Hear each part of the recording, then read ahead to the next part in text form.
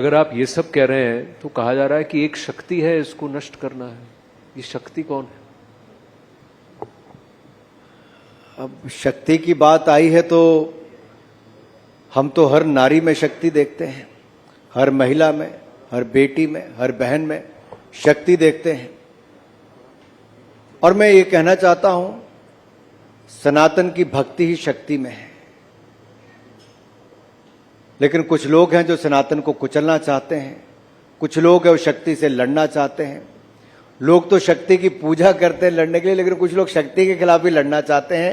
ये कुछ लोगों का मानसिक दिवालियापन हो सकता है, लेकिन इनकी सोच जैसी भी हो, सनातन को कुचलने की हो, हिंदू को खत्म करने की हो, शक्ति के साथ भिड़ने की हो, ना सनातन को कुचल पाया है, ना कोई सनातन को कुचल पाएगा, ना शक्ति को कोई दबा पाया है, ना शक्ति को कोई दबा पाएगा।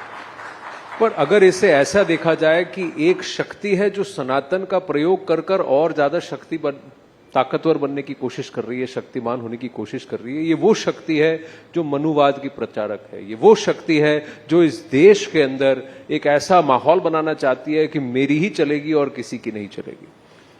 ये आरोप है। या देवी सर्वभूतेषु शक्ति रूपेण संस्थिता नमस्तस्ये नमस्तस्ये नमस्तस्ये नमो नमः। अब इसमें तो शक्ति के रूप में मैंने पहले भी कहा, सनातनी के लिए तो शक्ति में ही भक्ति हमारी जो है वो शक्ति के रूप में ही करते। अब कुछ लोग हैं जो इस सोच के साथ चले, अब उनके बारे में मैं कितनी टिप्पणी करूंगा। पहले उनके कुछ गुर्गे थे जी। गुर्गे मैं इसलिए कहता हूं क्योंकि पहले अलायंस पार्टनर्स के थ्रू एक राज्य से शुरू हुआ जी। वो कहते थे हम सनातन को कुचल देंगे। हाँ। कोई कहते थे राम मंदिर के, हाँ, राम मंदिर के पूरे भव्य निर्माण के बाद जब नरेंद्र मोदी जी अयोध्या धाम गए तो एक राज्य ऐसा भी है जिसने दक्षिण भारत के मंदिरों में उसके लाइव प्रसारण को बंद कर दिया। सुप्रीम कोर्ट को निर्णय देना पड़ा। क्या आज हमें भारत में अपने मंदिर में आस्था के केंद्रों पर इस तरह से कोई राज्य की सरकार करे तो क्या उचित है? और उनके ही नेता मुख्यमंत्री के पुत्र कहते सनातन को जड़ से खत्म कर देंगे, गंदी गंदी बीमारियों के साथ उसको जोड़ के देखते हैं। ये क्या सोच है? और राहुल गांधी जी चुप बैठते हैं।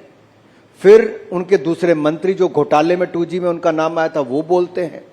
इसके बाद इनके मुख्यमंत्री पहले हिमाचल प्रदेश के बोलते हैं कि हम तो हिंदुओं को हरा कर आए हैं। फिर संदेश खली में शक्ति को कुचलने का, अपमानित करने का काम एक महिला मुख्यमंत्री के नाक तले होता है और संरक्षण उस नेता को देती है जो उसके पार्टी से सीधा जुड़ा है। संदेश खली का संदेश आज देश की गली गली तक गया है, लेकिन संदेश ये गया है कि एक महिला मुख्यमंत्री भी महिलाओं को सुरक्षित नहीं रख पाई। उसके रहते उनकी अस्मिता लुटी, उनके घर बार लुटे, उनके साथ जो खिलवाड़ किया गया। अगर देश का मीडिया नहीं जागा होता, हमने आंदोलन नहीं किए होते, भारतीय जनता पार्टी सड़कों पर न निकली होती, तो ममता जी की नाक के तले संदेश खली में खेल होता। अनुराग जी, आरोप यह है कि संदेश खली तो एक छोटा एक टापू है और जहां पर यह प्रताड़ना कई सालों से चल रही है। उसके बगल में सोना खाली था। बीजेपी ने विषय तब उठाया जब चुनाव सर पर आए थे। आपने मंदिरों की बात की, सनातन धर्म की बात की। कर्नाटक में यही HRNC एक्ट चल रहा है जिसमें बीजेपी के शासन में भी चल रहा था। 4 धाम जब प्रोजेक्ट आया था, वो इलेक्शन से पहले उसको सरकार ने कहा कि हम अपना हाथ पीछे हटा रहे हैं, हम वापस उसको दे रहे हैं। तो ये जो मंदिरों का कंट्रोल है, जब बीजेपी की सरकार है तो सही है, लेकिन दूसरी सरकारें हैं तो गलत है। नहीं, देखिए मैं आपको बड़ा स्पष्ट थोड़ा वॉक द टॉक। आपने तो वही कह दिया जो खड़गे जी कह के गए थे किसी मंच पे। उन्होंने कहा हाँ ये तो वर्षों से चलता था। तो क्या करें, महिलाओं के खिलाफ अत्याचार होने दें? नहीं, अगर आप इससे सहमत है नहीं, तो मैं बड़ी चिंता का विषय है। आरोप आप पर अगर आप खड़गे जी के साथ सहमत हैं कि शक्ति के खिलाफ ऐसा होता है महिलाओं के खिलाफ, मेरा तो एक ही है मत सर, लोगों को अच्छा लगे बुरा लगे, मैं यहाँ जो तिरंगा है इसी के साथ हूँ, इस भारत के साथ हूँ। लेकिन प्रश्न ये है कि वहां जो हो रहा था वो तो आपने चुनाव से 60 दिन पहले उसे उठाया। जब बीजेपी की सरकार कर्नाटक में थी तब कर्नाटक के मंदिरों पर से फिर से वही वसूली, वही टैक्स होती थी, जिसको कि आज बीजेपी विपक्ष में रहकर जजिया कह रही है। मैं आपको बहुत क्लियर करके कह रहा हूं। पहले तो संदेश खली पे आता हूं जहां पे आपने महिला शक्ति की बात की। देखिए अंतर क्या है। एक तरफ वो सरकार है जो महिलाओं के खिलाफ अत्याचार होता आंखें मूंद करके बैठी है, दूसरी ओर हमारी सरकार, नरेंद्र मोदी जी की सरकार है, जो नारी शक्ति बंधन बिल लाके 33% आरक्षण विधानसभा से लेकर लोकसभा तक सुनिश्चित करती है। बाकी लोग लॉलीपॉप दे रहे थे, नरेंद्र मोदी जी ने 33% आरक्षण देने का काम किया है। लेकिन 33% हमने लटकाया, टिकटें बीजेपी ने अभी तक नहीं दी है। हमने लटकाया चुनाव में क्या 33% महिलाओं को टिकटें बीजेपी ने लोकसभा के लिए अभी तक पूरा टिकट डिस्ट्रीब्यूशन हुआ कहां है? लटकाना, भटकाना, अटकाना ये कांग्रेस का काम था। हमारा पहला राजनीतिक दल है जिसने अपनी पार्टी में आरक्षण दिया है महिलाओं को, ऑफिस बेरर में भी और पूरी बॉडी में भी भारतीय जनता पार्टी ने दिया।